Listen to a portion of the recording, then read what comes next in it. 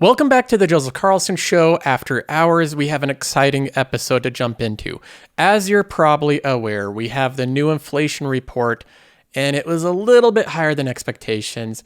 All right, it was a lot higher than expectations. It was 9.1%. That looks like that right there. Not pretty. This would be very pretty if it was like a revenue chart of a company going up like this month over month. Unfortunately, it's inflation. So this means all the stuff we buy on a daily basis is getting more and more expensive every single month. And these monthly increases are literally what should be the average yearly increase. So every month it's going up like 1 to 2%. That should be a yearly increase in price. That's the difference here, a factor of 12. So this month wasn't good, but there's something unique about this month, something very different about it and the inflation report. This is what the market did to respond to this inflation report, and see if you can spot the difference here. This is the performance of the NASDAQ today, the S&P 500, and the Dow Jones. Now, I've talked about this a lot, but inflation hurts a particular type of company more than another type of company. Inflation is most harmful for tech companies, unprofitable companies that have free cash flows way out in the future, which is many of the startup tech companies, many of the companies in the NASDAQ. And if you can't see this, let me zoom in on it just to get a bit clarity here. The NASDAQ is up. It's up after this report, 0.38%. The S&P 500 is in the green, but less than the NASDAQ. This is different. Do you see what's going on here?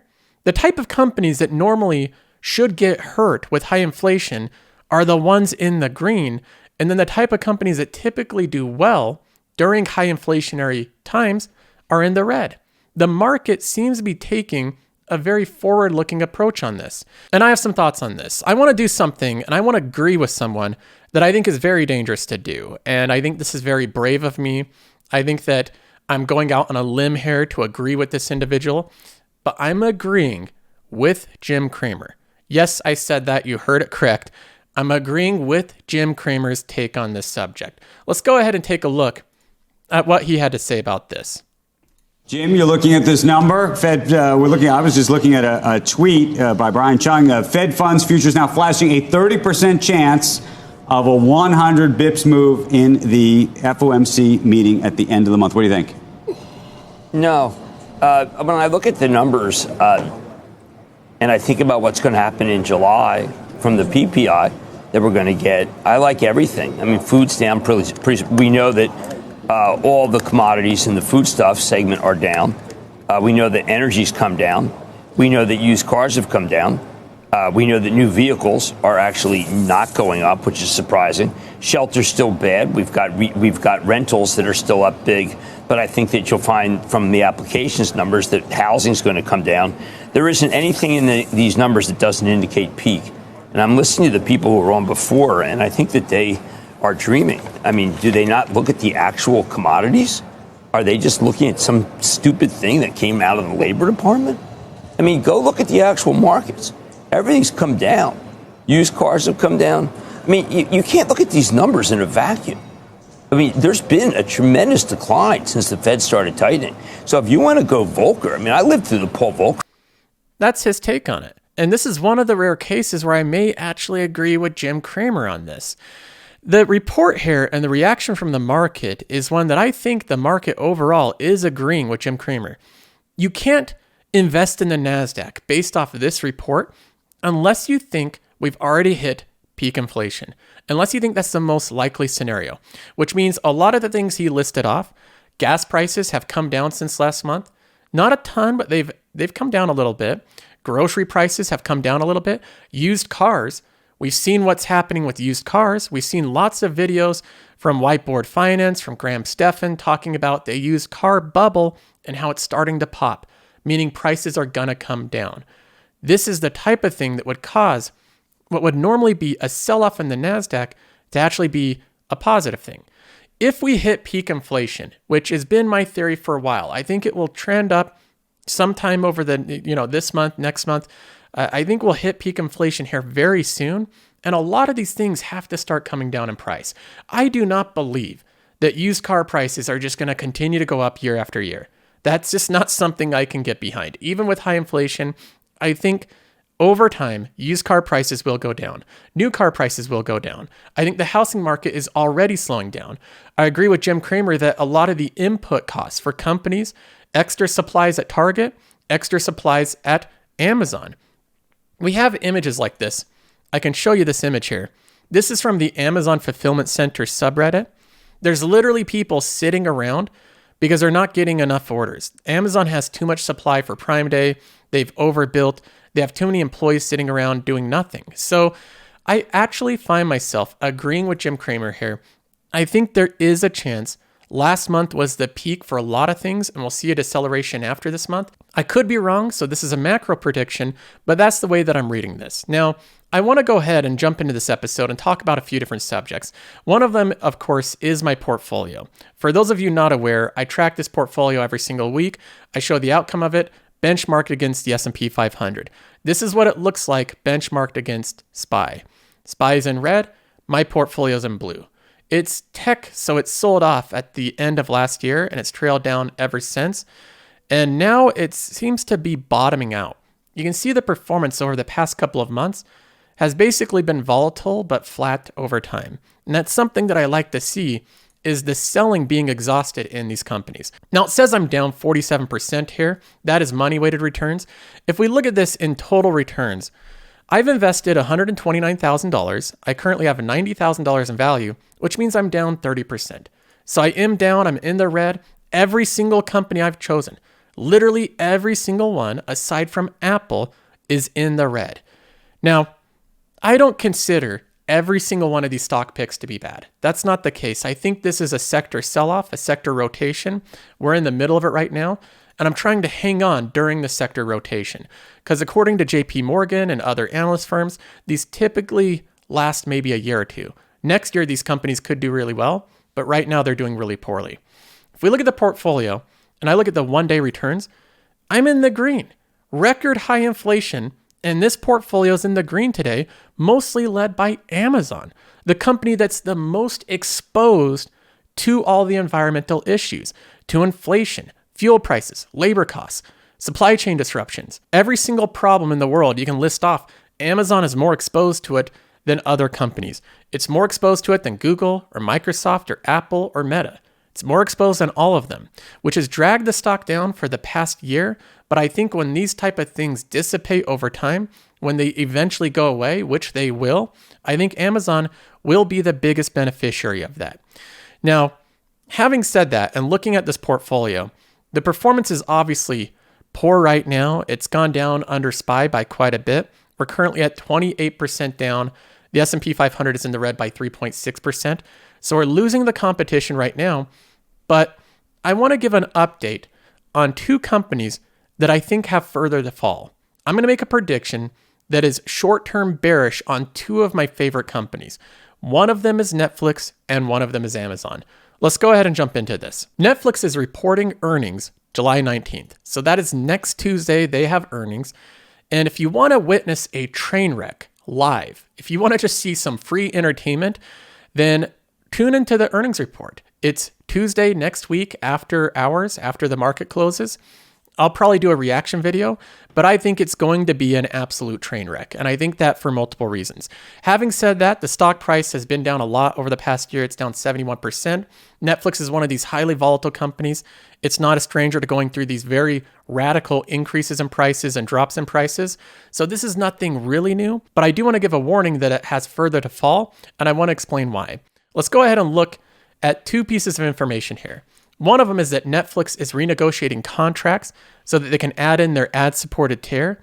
This seems like a good thing, but investors do not like change. And what we're seeing right here with this news is a reconfiguration of Netflix's business model. Investors don't like that. Anytime you have to reconfigure your business model, anytime there's changes to the business model, investors back out. They want to invest when things are going along, business as usual. Right now, it's not business as usual. Netflix is running around trying to save their business. They have a ton of competitors, tons of competition. They're now trailing other streaming services in growth. And this is something that investors obviously don't like. With this change, there's something that I also don't love to see. They're having to renegotiate contracts with other studios that will likely seek a 15 to 30% premium above what they're already paying for the content to be able to allow it to be played with advertisement. So with their new ad-supported tier, they're going to have to pay an even higher price for the same content. That's the first thing that I don't think is great, and it might spook investors next quarter, this next Tuesday. The other thing outside of that is far more concerning. This is the bigger piece of news here.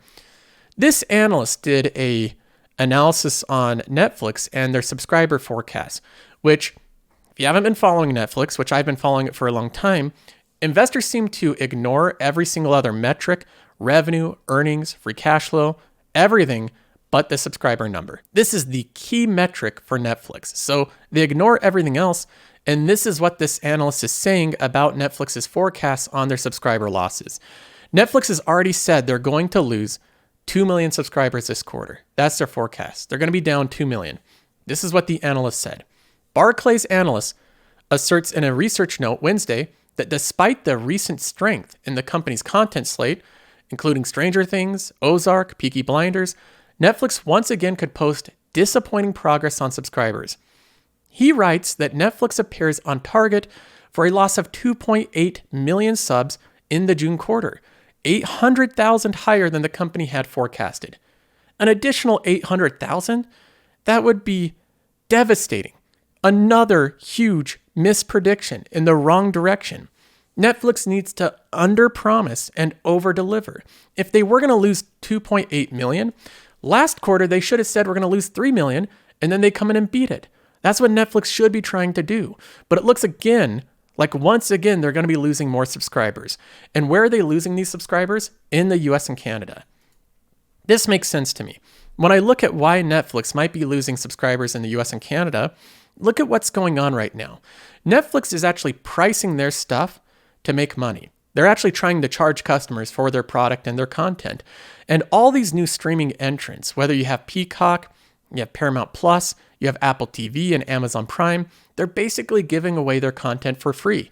Every time you buy an Apple device, they give you 3 months of Apple TV Plus. Paramount Plus just gave me a free year for my T-Mobile service with no additional cost, just a free year of Paramount Plus. So these companies, these other streaming companies, are subsidizing their content, offering very long free trials, and that makes the value proposition for Netflix even worse, comparatively speaking. Netflix is trying to make money by charging for the content. These companies are trying to get their foot in the door by giving it away for free. And customers are looking at the discrepancy in pricing and saying Netflix is a worse value than these other companies, when in reality, in time, all these companies are going to have to charge for their content. This can't be a loss leader forever. So in my opinion, I think this next quarter, next Tuesday, this report I think will be disastrous. That's my opinion. That's my prediction on it. I think this short term is very difficult for this company. Long term speaking, and the reason that I remain invested in the company is because I think over time, people will charge for content. These type of companies that are giving it away for free right now eventually will have to raise prices, which will make Netflix's value proposition not look so comparatively bad. I think in comparison to other companies, Netflix's value proposition will increase over time, not get worse. Because Peacock, Paramount Plus, Apple TV Plus, Disney Plus, they're all going to have to raise prices over time. Now, the next earnings report I want to warn about is Amazon. And before we jump into that, now let's go ahead and jump into Amazon. This is my biggest holding, and I know it confuses people to say this, but this is what I honestly believe. I think the next 6 months for Amazon are going to be very difficult. I think over the next 3 to 6 months, it's likely that the stock drops another 10 or 20%. I really think that's a very likely scenario because Amazon is facing so many temporary headwinds. Now, I'm not a day trader, so I'm not trying to trade in and out of this stock, but this is what I honestly believe. I think the company will trade down, and I think this next quarter is going to be very difficult for it. Amazon is already down 36% year to date. It's bottomed out over the past quarter, the past couple of months, but I think it will have a next leg down next quarter, unless it really surprises to the upside with its earnings report. The reason that I think it may be bad is this excess building they did. Amazon way overbuilt, way more than they needed, and that's costing the company a lot of money, lowering their margins. And on top of that, we have some little anecdotal evidence like this. The Amazon Fulfillment Center subreddit where employees of Amazon can go and discuss different topics and do different posts. Well, this was a post yesterday with Amazon Prime launching yesterday. Prime Day got kicked off with Stowing and sent here with 60 to 80 people. And the manager said we were basically going to be sitting down all day. So 60 to 80 people are in this Amazon fulfillment center. They're all just sitting around, bumming around, sitting down on their phones. There is no work for them to do. Now, is this the case for every fulfillment center? I don't know, but there's a lot of comments from other employees in different fulfillment centers saying the same thing. It's very slow. Lots of employees getting sent home. There's voluntary time off, right? Lots of people are just saying, oh, there's no work for me. I'm going to go take the day off, right? That's what Amazon's doing right now. They overbuilt, they overhired. That's crushing their margins right now. And in my opinion, I think that Prime Day is going to be less big this year than it was before. I think more people are concerned with vacationing, going out with the restaurants right now, going outside of the house than buying things on websites. I think they've been over that for some time. So even though I'm long-term bullish on Amazon, with the growth of AWS, with their market position, with their Amazon Prime membership, I see some good things happening with Amazon Prime Video as well. Lots of good shows that have been big hits. I'm short-term bearish, and I think this next quarter really could be a disastrous quarter for Amazon. I think there's a strong possibility of it. That doesn't change my opinion on the long term. I'm going to continue to buy the stock over time, and I will be putting money aside to say that if Amazon does drop below 100 into the 90s and 80s, I will be increasing my position size. So that's my thought on these companies, inflation. I hope you enjoyed the update. If you like this type of content, make sure to subscribe to the channel with the bell notification. And if you want to see more, we have a lot more content. We're up to 74 episodes in the Discord, and they're multiple hours. Some of them are 2 hours long, so a ton of content. Go try it out. There's a link in the description of this video. It's the Patreon membership, and it includes this website as well. So you have nothing to lose. There's a free trial. There's thousands of members using it every single day. Try it out with the link in the description below.